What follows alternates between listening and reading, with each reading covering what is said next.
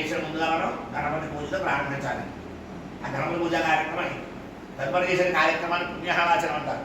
3 కలసలు పెట్టారు చూసారా, పుణ్యహావాచనం అంటారు. పుణ్యహావాచనం దేనికి? పరమాణంగా ఎవరన్నా గదిలో మనకు చెప్పులతో వచ్చేసారనుకోండి, స్థలం ఒక్కబెట్టా ఉంటుంది.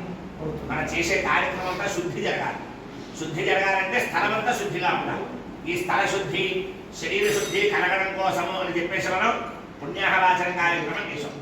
తదుపరి దాకా సంకల్పం చెప్పాలి. అనుపనేతం ప్రాయశ్చిత్తము. అబ్బాయి కొన్ని పాపాలు చేస్తూ ఉంటాడు.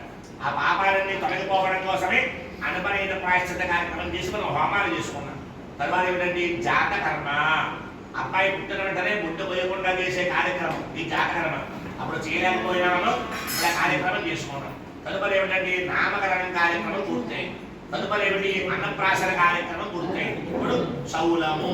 చౌలం అంటే అర్థం ఏంటండి?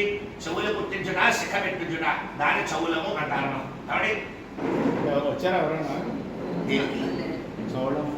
చెవులుగా చెప్పలేదు, చెవులకి లేదు, మామూలుగా అవి చేస్తారండి. నొక్కి పెట్టే ఉంటాయి కదా,